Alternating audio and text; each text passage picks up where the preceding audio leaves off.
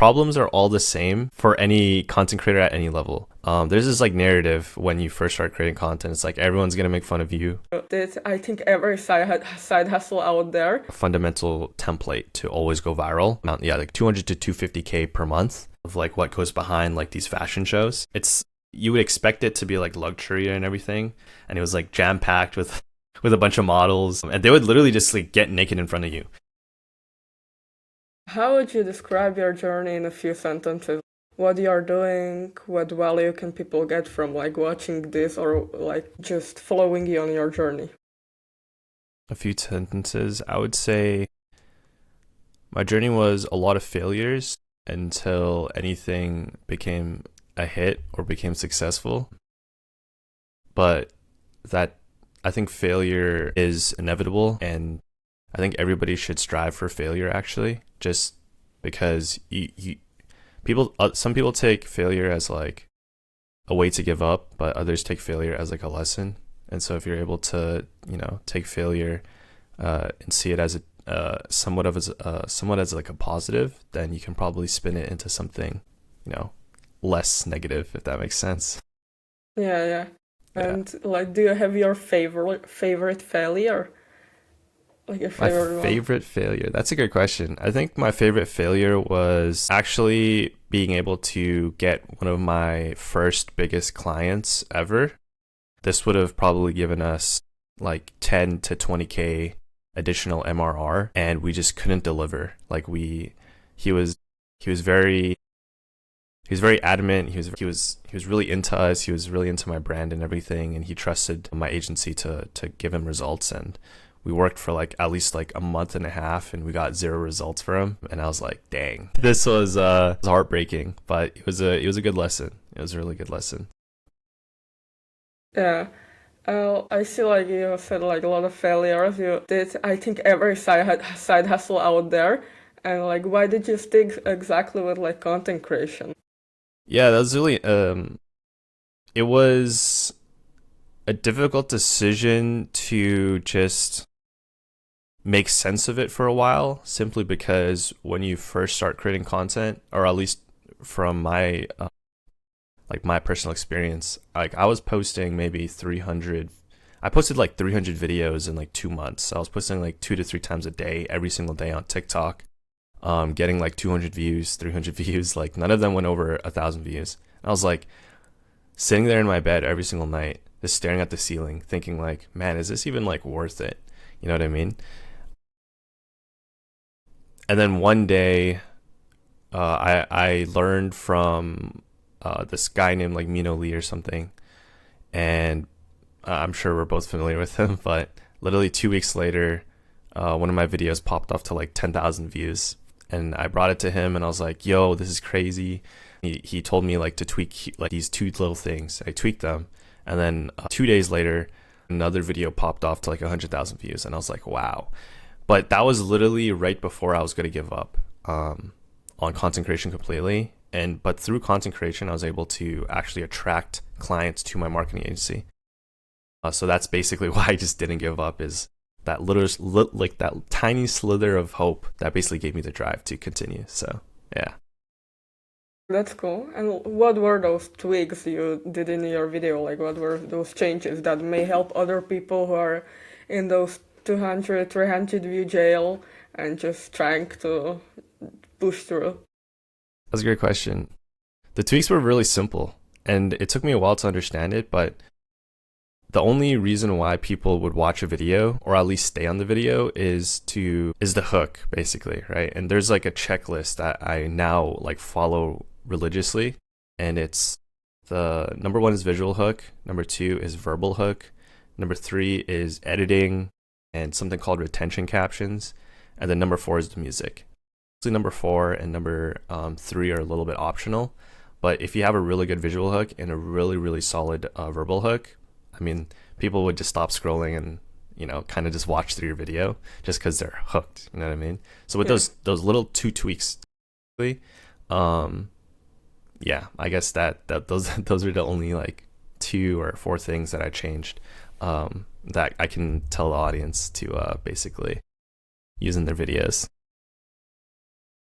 That's cool. And to stay on the topic, like if you had to like just start over your whole content creation journey, what would you do differently? I think I would collect or post content with the intention of collecting data. Some people might just say like, "Oh, just post content and see what works until it works." But I believe that I'm like a very data-driven person. Um, And if I were to start over again, it would just be instead of posting 300 times getting 200 views, I would literally post content with the intention of trying to like understand why it's not going viral or understand why it's not getting past 200 views. And I think the second thing would just be probably get some sort of education. I know a lot of like people are like, oh, courses are like, looked down upon, or coaching programs are looked down upon. And I understand why, because there's a lot of people who are just in it for the money and don't really, deliver on their services. But lucky enough, I stumbled upon at least a good coach, content coach. And yeah, he made me understand like why content goes viral and why content doesn't. And so with that in mind, I kind of just applied it to my own content, and yeah, no, it just popped off a little bit. So Yeah. And that's great. And what's the most valuable lesson you learned like from your coach and the academy? I think the most valuable lesson is I'll do two. So number one is you can never fail. It's like almost impossible to fail if you just keep trying. Trying to move at like a vertical slope, meaning that you are trying to improve your piece of content like by 1% every single day. And that kind of ties back to, like the thing I was talking about a little bit earlier, where it was just like collect data with your content. And then the other lesson would definitely be just like focus on the first like 2 to 5 seconds of the video, or sorry, like 1 to 3 seconds of your video, because that's probably one of the most important aspects of the video is like literally the hook. But yeah, I think those two lessons are probably like the most valuable I ever taken out. I think that's actually cool. I think it's like this one quote that I heard. Like, if you keep trying, you don't fail, you just fall, and you try to just fall forward and forward. Yeah, exactly. Yeah, I resonate with that a lot. Yeah. And, like, of course, you're this content creator doing the side hustles. You had, like, a crazy journey. Like, how did your family, like, react? I heard, like, all having degrees or your friends. Yeah, it's actually an interesting question. Surprisingly enough, at least my family was really supportive. My friends weren't not really supportive, or, on the family side, it was a hard pill for them to swallow because obviously like my entire family has degrees. I actually have a degree, but I just never really utilized it. Like my brother was like an engineer, my sister, she's like a chiropractor, and so, those are like really prestigious degrees, and they got jobs in their fields and make a bunch of money and all that stuff. And then there's like me who just, has a marketing degree and didn't even use it at all. But I think after like a year or so, like my parents kind of understood like, oh, maybe there is potential with, just him making his own business. And my mom's side of the family, they all run their own businesses to, in my opinion, a pretty successful degree. And so it did take, yeah, maybe it took like a less than a year for my parents to accept it fully, which is great. And I had their full support. Unfortunately, my friends at the time, I wouldn't even maybe consider them friends at all anymore.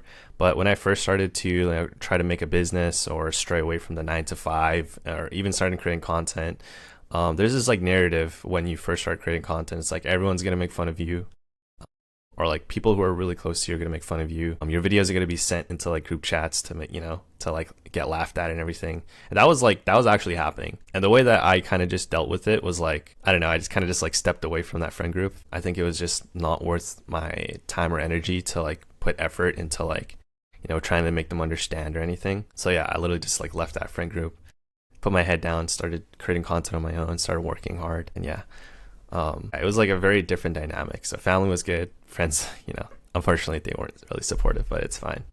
Yeah, I think everybody goes through that. And how did you deal with the loneliness? Like, did it help that you had like family at least on your side, and just the like the scarcity of just stepping away from like your group friend, like not knowing if actually, now it sounds dumb if I like replay it in my head, but one of my fears was like I will never find another friends again and just something like that. And like how did you deal with the loneliness? The lonely, like I don't know how it's called. No, that's a great question. Yeah, for sure the family was there. I'm somebody who is naturally avoidant, which means that I just don't openly talk about my problems. Yeah, I just don't like openly talk about my problems. But having like my family just there, like whenever I'm like feeling down or something, I would just like, obviously just walk to the room or, drive over to my brother's house and literally just them being right beside me or them being in my presence was enough to, just not make me feel lonely. Of course, there was the hard part was definitely just like having to actually let go of my friends. Truthfully, on the outside, I always say like, oh, I just dropped them. Like I tried to be like hard or something, but realistically, it did hurt a little bit. But that part was a little bit harder to get over, simply because we would sit on Discord every single day, just playing video games, and then I had to switch over to playing by myself, and I was just like I would see them online and I was like, dang, like I want to play with them, but it's just not good. It's not good for my mental, or it's not good just overall. And so the way that I got over it, I guess, to get over the loneliness, and this is probably not a good way to get over it, but I just put myself in a position where I was so busy that I just had no time for at least my mind to even think about them. And honestly, it worked. So basically, that's why I kind of like, decided to start stacking a bunch of side hustles and like work like 12, 15 hours a day, was because, it was just to get my like mind off that loneliness part. But it honestly, it took me maybe like a month, 2 months to kind of ease into it. And I was like, I didn't really think about that loneliness too much, simply because I was just so busy. So yeah. Yeah, like what a great way to overcome it. And like I really related to that part, like you were being like, I don't openly talk about my problems, which is like, yeah. And even then, like even having like someone, or even if they don't even realize that you have problems or you're in pain, just being there, like just being with them and just knowing their presence really helps. As somebody like who doesn't talk about problems, like what are like for other people those problems and struggles and maybe like fears they may have as a creator, that maybe you have, that are absolutely normal, because like sometimes you may think like I have this low views and only I have that doubt. Everybody else is just perfectly confident with their content. That's actually it's a really good question, because um I have a few friends who are content creators that have, they range from like 100,000 or 100,000 followers to like millions of followers, right? Example like Prosper, Mino, Justin Han. Yeah, the range is like pretty large. And whenever I talk to them, and when I got to hang out with them, their problems are all the same for any content creator at any level. They're worried about their views. They're worried about a piece of content flopping. They're worried about what piece of content to create next. So literally anybody, whenever I start talking to people who are just starting to create content, they're worried about, those problems. But whenever I talk to Mino or Prosper or, whoever, their problems are exactly the same. And it's really weird that it happens, but it's like universal. I feel like if you're a new content creator and you have these like worries of like, oh my god, like this video is going to do so well and it doesn't do well, or yeah, like you put so much effort into a video and it just doesn't do well, it gets like 200 views, the same feeling resonates with somebody with a million followers. Like it's a shared universal. So I guess like that piece of like fears and stuff, it really just never goes away. But yeah, so you guys shouldn't worry about, getting like low views, because it really is a shared type of feeling. So yeah. I had a question about like does the uncertainty about like your content and content creation and just your brand ever go away, even like when you have million followers or when you're starting and you have like 5 followers? mm, I think it honestly does go away. The thing with content creation and the way that the world kind of works is like attention is currency. And the way that you would just get more currency, aka get more attention, is to keep posting. And I unfortunately made this mistake of not posting. I basically went all in with my business. I started creating content with the general thought of like, okay, I want to sell something or I want to attract people to my offer, right? My marketing agency offer. And when I got to a certain point where I signed like 5 to 10 clients, I basically stopped posting because I thought the job was done, right? I thought I had enough currency. But when I stopped posting, I realized that when you stop posting, your currency kind of, it starts to go away a little bit. Like you basically spend your currency every single day that you're not posting. And so when I did start posting again, my account was cooked basically. Like it was getting like 2,000 views, 1,000 views and stuff like that. All the way from averaging like 10K to 20K views. And so my advice to anybody is just like, if you're going to start content creation, no matter how bad the video is, just try to post at least once a day, and stay consistent with it, because maybe one day it'll pop off. And then if you do stop, unfortunately, for unseen circumstances, your currency will basically like fade, aka the algorithm will basically not be in your favor, unfortunately. Yeah. I think it happened to everybody, and they like realized like, oh, I didn't get the same amount of views when I came back from my 2 month pause. What a surprise, Yeah, exactly. And like as you said, like attention is a currency. And like, what do you think is are the best ways to get attention? Like, are there some fundamental truth, or you just like go with what's viral?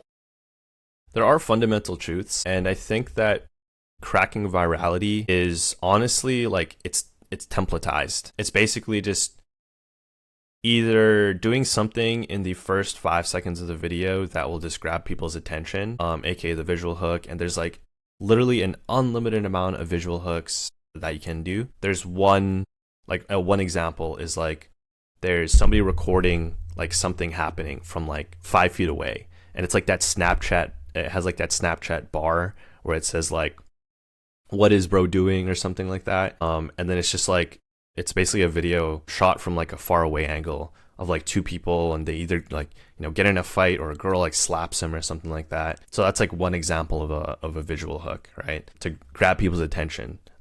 And then another one is like storytelling, and it just has like fast cutting B-roll of like something like really interesting, like somebody like putting like a bunch of food in their mouth, like 5 different cuts of that. So there is like a fundamental, like there is basically like a fundamental template to always go viral. It's just about, I guess, like the different things that you use within that template, right? And there are things that unfortunately just like theoretically it should go viral, but sometimes it doesn't. It's just because maybe the algorithm isn't in their favor.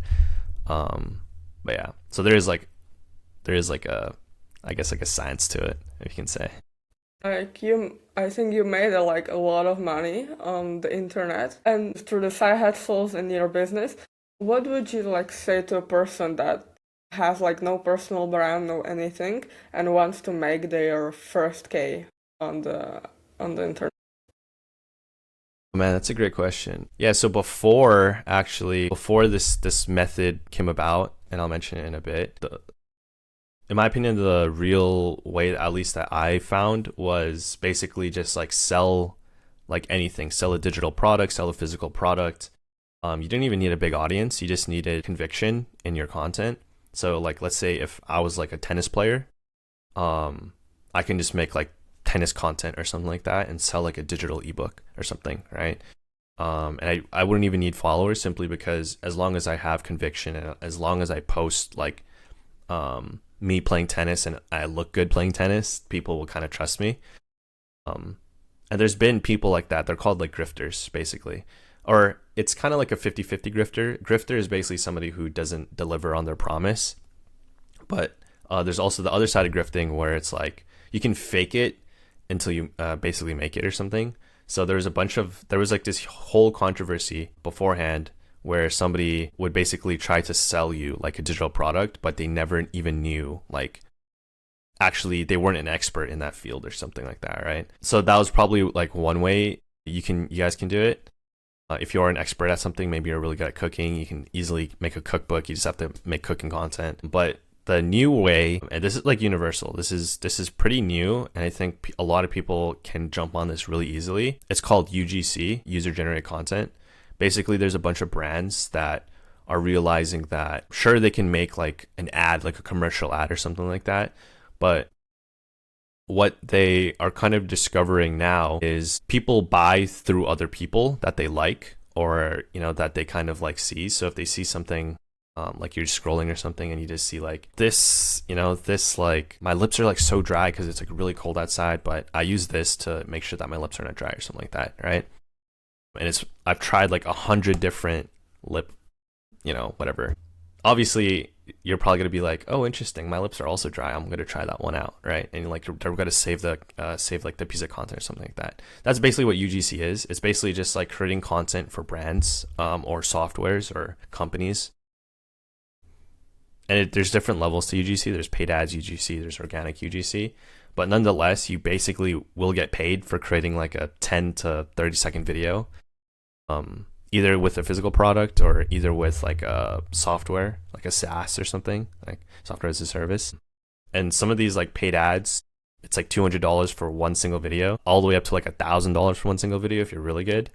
For the organic side, it's more volume, meaning like you post like 30 videos in 1 month, so like almost one video a day, and you get like $1,000. But obviously, like one is like a lot more effort, the other one's like, it's literally just like dry lips, use this type of thing. And yeah, I've seen so many people in the past like 3-4 months start UGC, and within their first month they're making their first $1,000.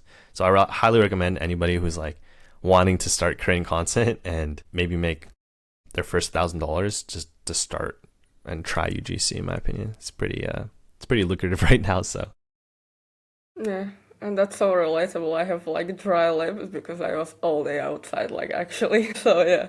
And did you try?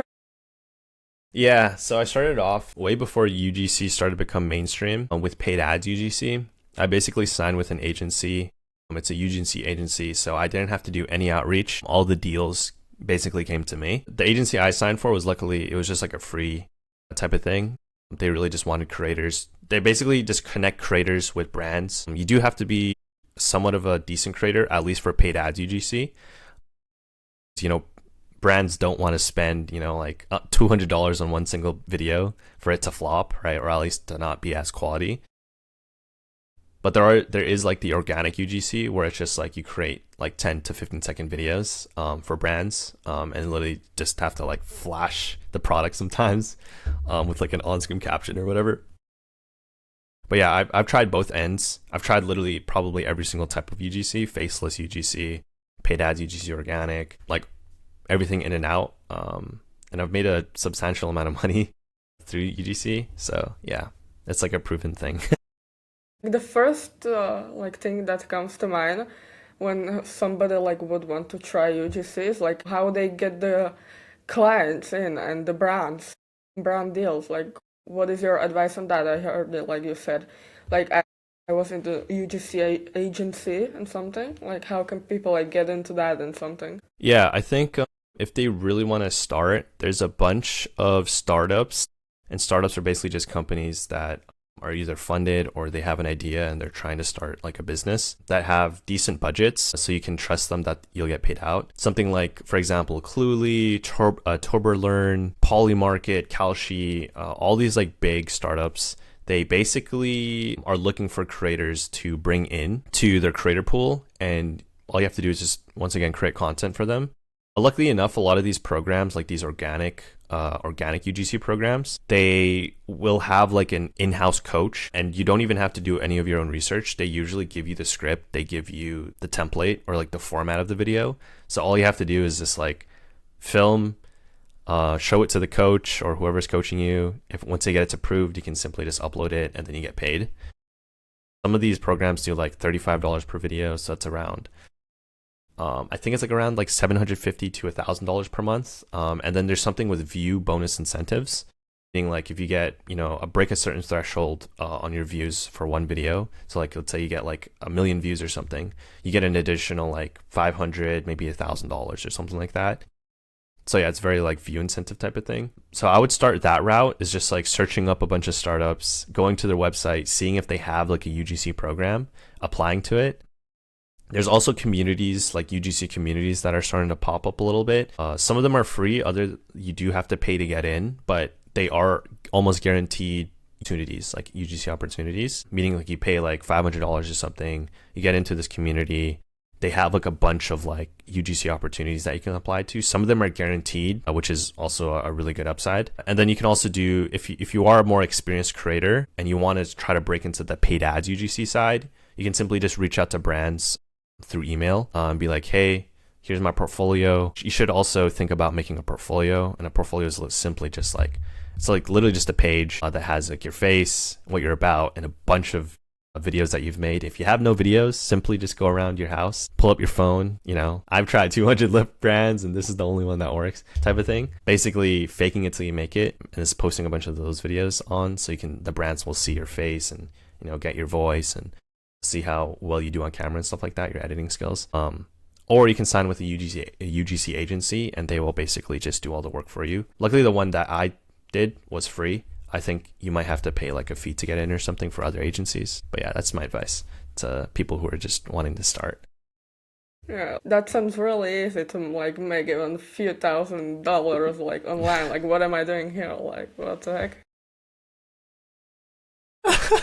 But um, like I was thinking, like, what are like your goals going into like 2026? Like, we have a new year here, and like with your agency and with your content creation. Last year, and this is like not public knowledge, I think I made like one post about it, but it was literally just one post on a story. But I basically actually exited the agency about like 4 months ago. It was a pretty good exit. Another agency actually bought out our infrastructure. I didn't sell my employees or anything. They just didn't want to continue. But basically, I guess like TLDR, me and my co-founder had like a falling out. My agency was doing really well. We were making, I think maybe on average like 200 to around, yeah, like 200 to 250K per month. That was about like 2 million per year. So it was very good, but I wanted to get to like 1 million a month with the agency, and I think it was really possible. But my co-founder was like, "It's okay. Like, I think we're comfy where we are. Like, we should, just kind of cruise for a bit." So we had differences in where we wanted to bring the business, and so naturally we kind of just split. It was a clean split. There's no bad blood or anything. But through that, I found a connect that was able to connect me with other people who were looking to actually buy like very lucrative businesses. And so through that, I was able to connect with somebody, and luckily they actually bought the agency, which was really good. With that being said, I basically went to Europe with the exit money, and I spent Europe, or I went around Europe for like a month and a half. I was like, wow, this is great. I'm just living life. But I met so many really cool founders out there and people who are, making big names in the business wave. And it basically sparked something new in me. And I just like from that point on, it was like 2 weeks into my vacation, and I was like, dude, I want to go home right now and start building something new. Which is like, I don't know. I think it's pretty weird, because when I mentioned that to my friends, they're like, dude, just take a break. You work so hard for like 4 years, whatever. I was like, no, I need to build something like right now. So I think I'm definitely going to go into 2026 with like 2 goals. One is like try to reach like 100,000 followers on Instagram, TikTok, YouTube, whatever it is. And then the next goal is to reach or build another company. I don't know what it will be, but I'm planning to start another company to reach 1 million a month with that company. I think those are my probably like 2 goals going into 2026. So cool. Like, even as you said, like just meeting those just founders and people, like that's one of the reasons why I started. I can just like talk with such a cool and good people, and it's so cool, and I'm grateful to have you here. Thank you. I'm also grateful that you brought me on. Like, yeah, that's no problem, and I hope like within a year, like you will be making like 12 million a year, and I will have you as a host again, man. Yeah, that'll be awesome. That'll be great. Yeah, No, that I'm down was for so that. cool. And you said like you like traveling to Europe. What's your favorite destination to go to? That's a hard one. I really like. I'll probably give like a top three. I think I like Amsterdam. It was just like a really good escape from like city life. I really liked. It's weirdly enough, I really like Scotland as well. It was just like a bunch of old people there, and it was very chill and calm. But I also really liked London. It was just like maybe it was a part of London I was in, but every corner I turned, like everybody was driving like a Mercedes or like a G wagon, and I was like, what is going on? Like this is crazy. The houses that I was surrounded by were like, like 50 million pounds, like 25 million pounds, and I was like, what? Like this is crazy. So I definitely think it was like the part of London I was in, but um yeah, it was really cool to just to see that because whenever you're here in Canada, at least you see everybody driving like I don't know like a Honda or something like a 10,000 like dollar car type of thing, and then you go to like London and everyone's driving like $100,000 car. So those are probably my three favorite destinations. Yeah, like London has the old money vibe, like Yeah, so much. yeah, yeah. It's cool. Just like some modern cars and everything, but like right behind you is like 200, 300 year old like building, and Yeah, it's cool. exactly. Like London has the vibe. London has the vibe. And Yeah. like what are you like looking forward to like visiting that? Where do you want to travel next? That's a great question. I think I definitely want to revisit Europe for sure. I really, really liked London, or at least the part of London I was in. So definitely revisit London. I think for new places, probably want to finish off like visiting every single province in Canada. So like everything on the East Coast. I think it's like Prince Edward Island. I really visit Quebec. I haven't been to Toronto at all actually. So I definitely want to try to go to Toronto. In terms of like the United States, um there's not a lot of places that I want to visit just because there's like no reason to for me to go. But like maybe Texas for friends, Chicago for friends. Um, there is one place that's called Hawaii. I never knew this, but Hawaii is apparently on an island in the middle of the ocean. I thought it was like near Texas or something. And I was just like, dude, what the heck? So probably Hawaii. I do have like a fear of like ocean, like water, because I don't know, I just don't want to drown. But I think it'll be cool to visit Hawaii one day. Is there anywhere else? I think that's pretty much it. I've flown a lot last year. I think I took like 55 flights or something, and I visited quite a bit of places. Also Asia, like I definitely want to tour Asia. I think Asia would be really cool. Probably just like the regular places like Vietnam, China, Philippines. Yeah, I think those are probably like or Korea, Japan. Those are probably just on my bucket list. So yeah. Like every person that loves traveling just tells me, yeah, I want to go to this, and basically I want to travel the whole world. So yeah, basically, like actually, Exactly. so yeah, like you said, like to like the places in America, like you have no reason to go. Like, what are those reasons when you're traveling somewhere? What are those reasons you want to go? Do you have a checklist for that or two or something? Either friends are there or people have recommended me to go because they've also traveled to those places. Um, yeah, it's like basically the only like two reasons. If yeah, I probably wouldn't travel somewhere unless somebody tells me that it's like, oh, you need to go to this place type of thing, or I have friends there. So yeah, Like those are actually good reasons. yeah, Yeah, and I think about it. You said like when you were on the vacation in London, you're so inspired, you just wanted to go and build something. Like, and what do you think like drives you the most, like to make this million amount, to just pursue these big goals? I think it's like once again like two reasons. One is like a really deep reason, and it's the reason why like um I basically like to wake up every single day, and get out of bed even though I don't want to. And then the other reason is just like more like a higher level, kind of like a higher level overview. It feels good. It feels good to continue to reach milestones. Um, You know, like when I made my first like 10K in a month, I was like, wow, this is like the greatest feeling ever. But it just dies down, and you're kind of just like stuck in this space for like, now what, right? But it's like my obsession with just trying to always be really hyper competitive, or always trying to like beat, like not beat myself up, but like beat out my previous record or something like that, right? And I think that stems from like playing video games when I was younger. I was like a high like video game addict. Um, every single video game that I touched, I tried to reach the highest rank. Like Valorant, I was Radiant. CS:GO, I was Global Elite. CS2, 20,000 Elo. Uh, I think like Overwatch top 500, Marvel Rivals top 500. Like any game that I basically touched, I try to exceed and like go to the next highest level. And that kind of translated over to like when I started like, you know, online money or business and stuff like that. It's just like that dopamine hit when you get like the $20,000 wire hit, or $100,000 wire hit, or a $200,000 wire hit, right? Those milestones are just like, it's there and short lived, but it's like the obsession of like the next dopamine hit. And then on the, I guess like the more deeper side, I grew up very very privileged, but I also grew up very very lonely. My parents, like, they immigrated here from Asia to Canada, and so they were both always working.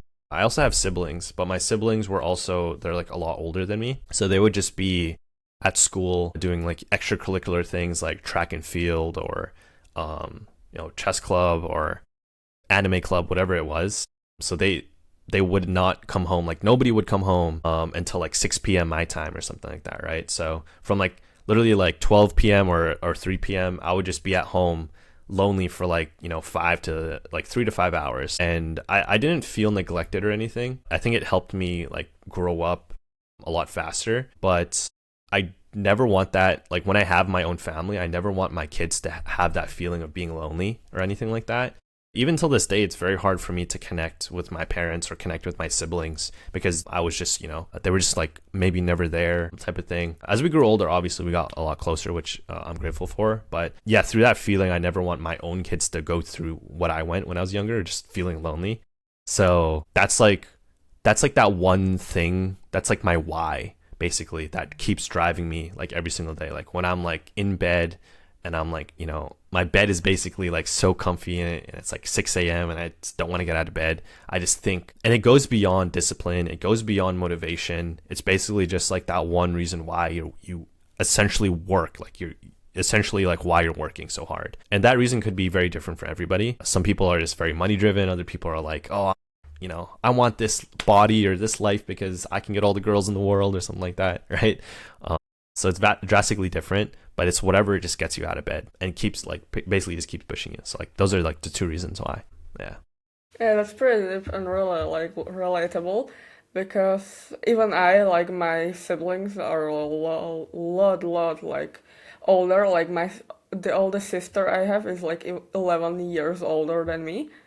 So it's like, yeah, like, they're for you, like you love them, but they're like so far away from like your life and your life state, that like it's hard to connect and just like kind of be siblings. Like sometimes maybe that's harsh, but sometimes it even feels like you're like strangers kinda, and just trying to like figure it out, like what to talk about and stuff.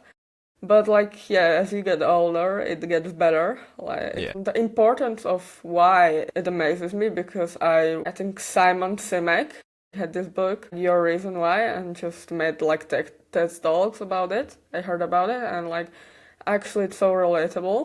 Yeah, like what gets you out, and it's maybe even about like you don't need to know even exactly like what's your why. You know, you just have it, and you just keep moving and just keep going. That's great. And like when you were lonely, like everybody sometimes do, like what did you do to just kill the loneliness? Like play games, or what did you do? Like what were your methods?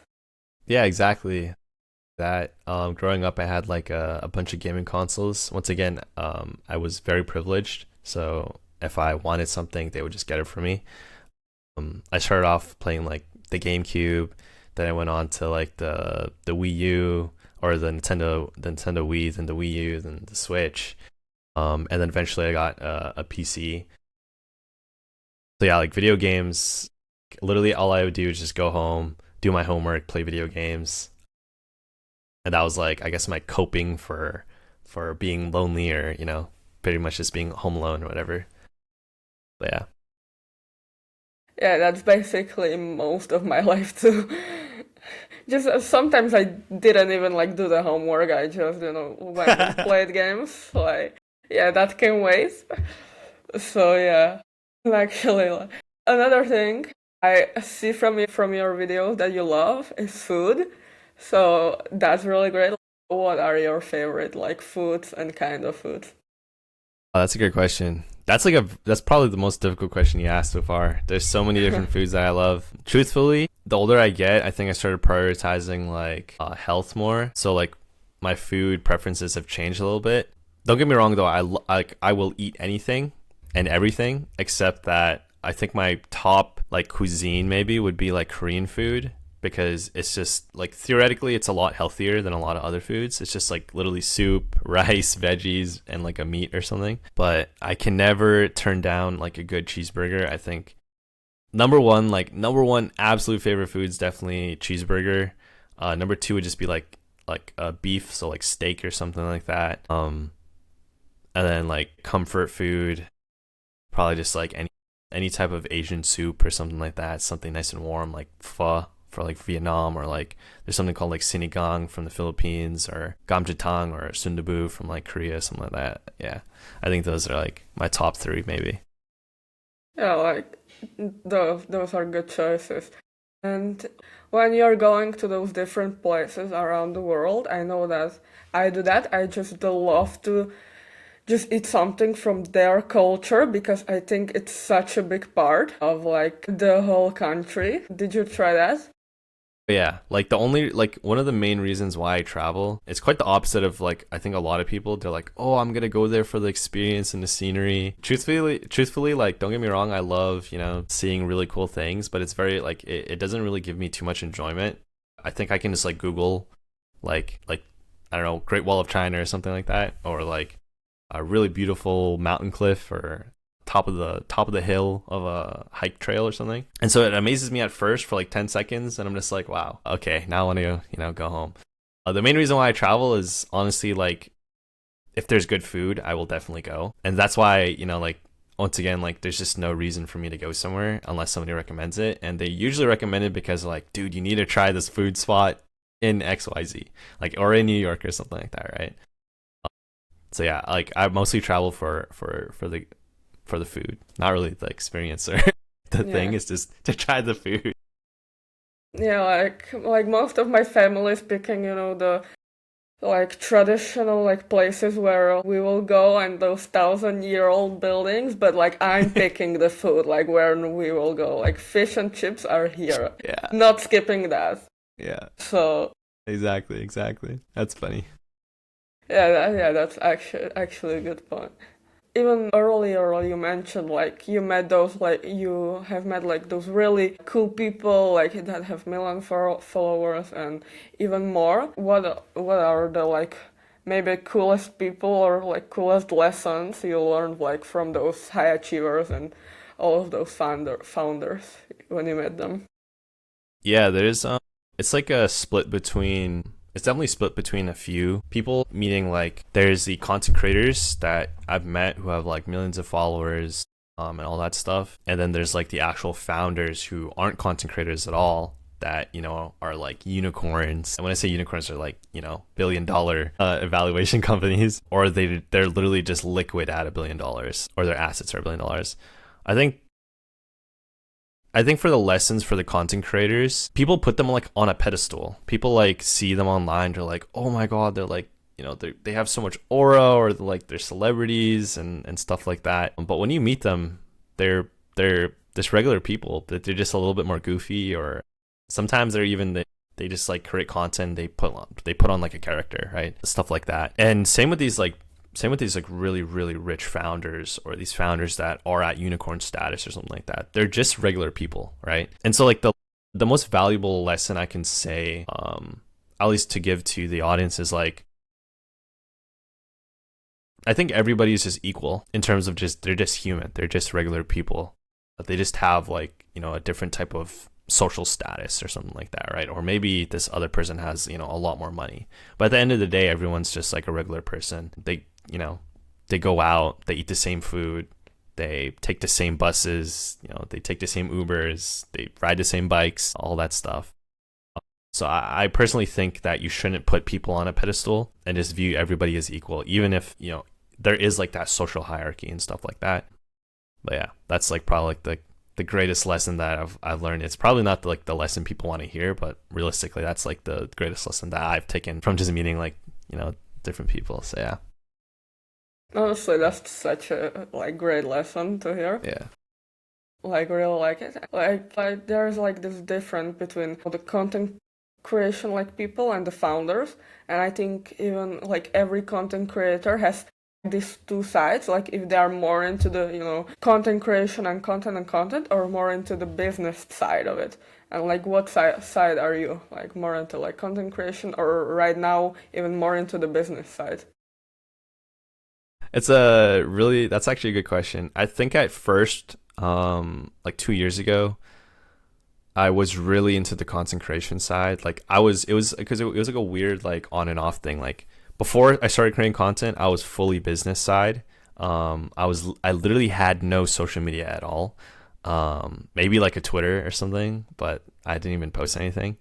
And then I was really into the business side. Then I started getting into content creation. I started streaming my video games, like me just playing video games. I was like a streamer for maybe like half a year to like a year almost. And I got a decent amount of traction. I think my YouTube channel got to like 22K followers or subscribers.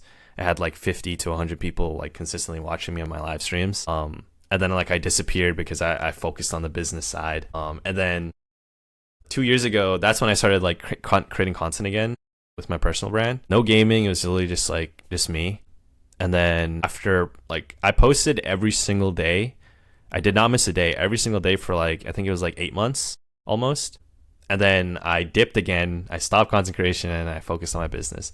But right now I feel like I'm going back into trying to create content, simply because I just enjoy like creating content. Like I don't really care about the numbers. I don't really care about the fame or anything. It's more of just like, I just want to show people like the authentic, day to day of like trying to build something. And so I'm leaning towards more. Right now I'm actually in the balance of trying to balance it 50-50, which is very difficult to do. I think I would probably need a lot of bandwidth. But I think as long as I just keep my head down and work really diligently, I think I'll be able to balance it, as well as like a lot of other people like Alex Hormozy, for example. He's very content heavy. He posts literally 3 times a day, 4 times a day, but he also runs like a really big company. And so I think I'm trying to get to that point where I can balance content and try to build like a basically like a unicorn business. But yeah, I guess 50-50 right now. Yeah, like the Yeah, golden middle way, like trying to exactly. balance it.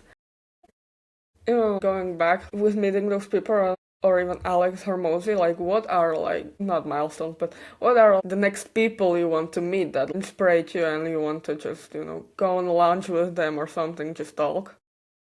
Oh man, I can name a few.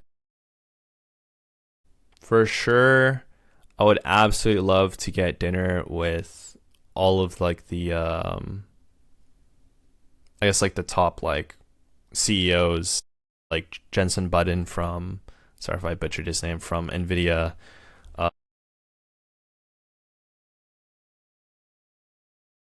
Jensen Button for sure. And I also feel like I want to talk to the head. I forgot his name, but he's the guy who does. He's like the head director of JP Morgan. It's like a financial bank. Completely forgot his name. If he was alive, probably Steve Jobs. Just because I'm trying to like think of like mean people, because like historically they're nice, but they're also like when they talk to their employees, apparently like they're very very mean. But probably also like Kevin O'Leary, like all of the sharks from Shark Tank America. I think it'd be really cool to get them to just like speak to them and stuff. I've had a few friends that have met them. I've also had a few friends that gone to Shark Tank and they're like, yeah, these guys are cool. So I think it'll be cool to just ask them, you know, a few questions. But I think that and now he's seeing the fruits of his labor. Like Nvidia skyrocketed in the past 3 years. But yeah, probably those people. Yeah, like the next people like actually on my podcasting list. Like thanks for the tips actually. And yeah, with the founders, like I really like love the founders podcast. You know, those autobiographies. And I'm actually reading a biography of Elon Musk, and he's like really crazy, but actually really cool. And like would love to like have actually everybody on the podcast. Yeah, that'd be Like cool. that's cool. And like one of like the last questions, like you talk about having like actually authentic like content and showing yourself authentically. What's the importance of like authenticity, like you think in like today's social media when everybody is talking about it and just being yourself?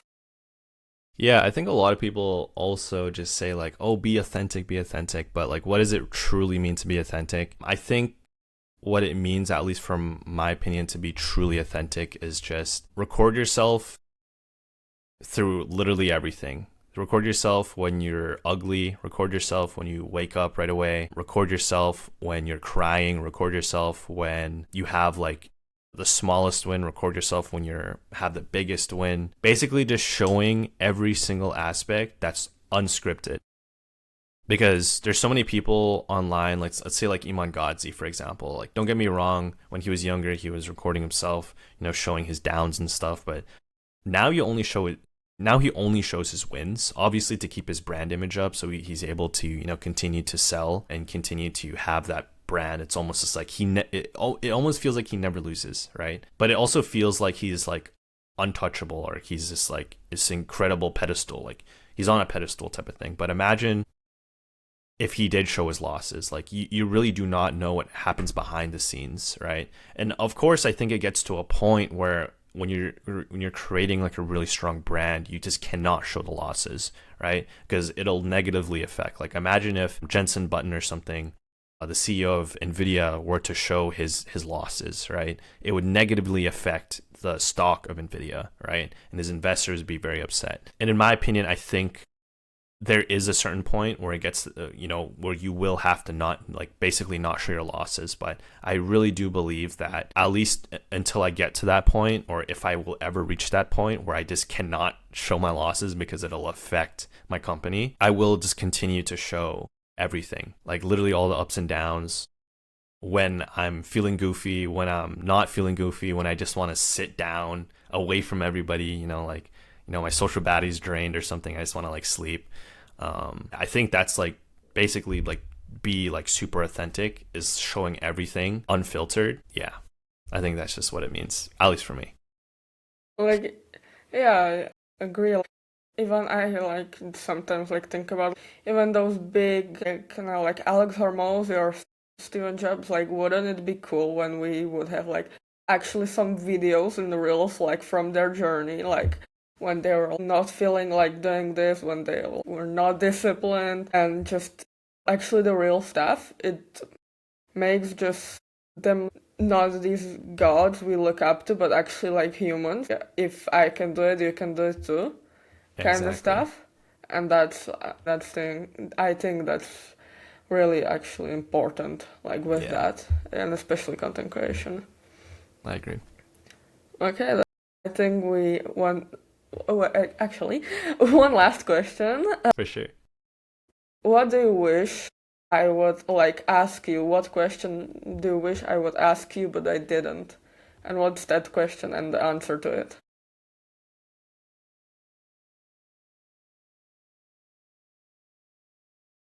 That's a good question. I think maybe ask probably like what my marketing agency did, or like what was marketing agency, what did it do, the numbers. I think the answer to that was it was basically it's it's the traditional marketing agency, but it's called a scaling agency. Basically, what we did was we created an offer to these high or to these or these businesses that sold anything high ticket. So like roofing, for example, roofing's or yeah, people who do like roofing on average are like they would sell a roof for like 10K to like 30K, sometimes even 100K depending on the building or the house. And that's the key thing is high ticket businesses that do high ticket services. We would just basically do like a plug and play. So we took care of all of the marketing on the back end and on the front end as well, meaning we ran paid ads to basically get them leads, and we partnered up with a sales company to basically also close those leads. We paid for the ad spend. We took on all the risk. We also revamped their website, so their funnel. Think kind of like e-commerce, where it's just like you run paid ads. The next conversion step is obviously the lander of the website, and then to get them to buy, and then you have to ship the actual thing. So we basically like thought about that and then applied it to like an agency model. So we streamlined everything, and I mean, yeah, we would probably make we would probably take them from like if they were doing like 100K to like doing 500K to almost $1 million per month, and then we would just take a rev split. And so that's why we were like we only had 3 clients, and that's why we were able to basically like take a rev split of like 10, 20, 30%, and make like $300,000 per month with the agency after like all the splits and everything. Um, so yeah, I think that's what we did. Yeah, and then we exited that business, of course. But yeah, That's cool. And yes, I saw actually some videos from the roof, like you were talking, and some and those you were on some concert with these were like really famous, just Korean musicians. And what for you? What was the most like the best, like not best, but most interesting experience you had when filming and doing this and like dealing with the stress and just stuff that comes with it? man, the stress was bad. But I'll go into the first part of the question. I think the craziest experience was getting flown out to New York to film for this fashion designer. It was really cool just to see the other side of like what goes behind like these fashion shows.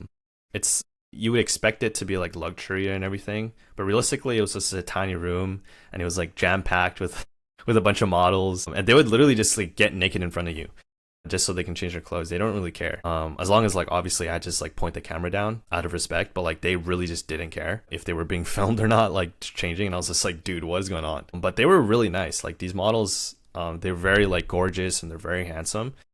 Um, Once again, they're just regular people, regular humans, and they are really nice. So that was probably the crazy experience. Like everything was pretty much paid for. Uh, I was in New York. New York's a lovely city, one of the best cities in the world, and it was a crazy experience. Uh, I think I met through that connection or through that I met like a bunch of like celebrities because they were basically models, and then I also met like one of the Miss Universes. I think Miss Universe 2021 or 2022 or something like that. She was also there. Oh, sorry, there was 2 Miss Universes there at the show I went to. So I met them and they're really nice. And I think the stress part, I cannot emphasize this enough. The stress part is the worst thing. I never wish this upon anybody else, but like I would basically wake up. I would have nightmares about my ads manager, it like not performing, or my credit card was gonna get declined, or something would go wrong, right? With my ads manager. And I was just sitting there. Like every single night, I would just go to sleep stressed, wake up having that nightmare, and then like having to rush over to my PC and be like, "Oh my god, was this stream real or something like that?" And that stress was like unbearable. I think like I was like actually losing hair. But at the same time, once again, I don't wish this upon anybody else, but at the same time, there is like a saying that pressure is a privilege, and without that pressure, I probably would not be like where I am today. So yeah, as long as you're able to kind of navigate that stress and be able to kind of suppress it or just let it out or something, I think you'll be fine. But yeah. Yeah, that's actually so cool. And I'm glad I asked this question because yeah, that's so crazy with the fashion designer and with the stress. Yeah, that's so cool. Why do you think like New York is one of your like favorite cities? I think it's the city itself is very nice. It's very beautiful, but I think what makes New York great is the people. And when I say the people, it's just like it's so diverse in a sense, but it's also extremely fast paced. Everybody out there, despite having nothing or having everything, right? Like I've met people who are just broke. I've met people who are middle class, and I've met people who are very wealthy in New York. And everybody, no matter what level they are grinding 10, like 8, 10, 12, 15 hours a day. It is insane. It's literally called the city that never sleeps for good reason. Like I would be out there at like 12 to 2 a.m. And I would see people trying to sell like fake Chanel bags on the street, right? I would go home, I'd wake up, walk down the same path, and I would see the same guy doing the same thing, right? I see middle class people who work a 9 to 5, but they stay extra, right? Because they're just on the grind. Sometimes they have two jobs, right? And they don't have time to hang out or anything. I see people who are like top of the top, like Wall Street analysts, right? You would think really rich people would just, kind of chill a bit. But these guys have like the strongest grind mentality I've ever seen. And so I say New York is probably one of the greatest cities in the world simply because you get both sides, right? If you want to chill and just be, not really chill, but if you just want to like enjoy life, go out with friends and stuff like that, there is that side, right? Because New York just never sleeps. But if you want the grind mindset, people say New York is distracting for the other reason, but if you just surround yourself with people who are like, heads down, grinding 8, 10 hours a day, you will find those people eventually. And it will just push you to also grind that. And I think that's why I feel like New York is one of the greatest cities in the world, is because it's just like, it's like all in one, if that makes sense. Yeah, Yeah, that's cool. And I think we can like end it here like hour and like 10 minutes in. for And sure, for really sure. cool. So I want to like thank the viewers for watching and thank, for example, you. You gave me like really inspiration, and I was honestly like exhausted before like this podcast. But like you gave me energy, and I like want to grind even more. So thank you for that. I'm so grateful that you just said yes and came. Of course, of course. And I love like your Instagram, your page, and just Linktree will be linked either like in the description or in the comments. So go check him out. He has good content. So yeah, that that's all for today. Thanks for watching.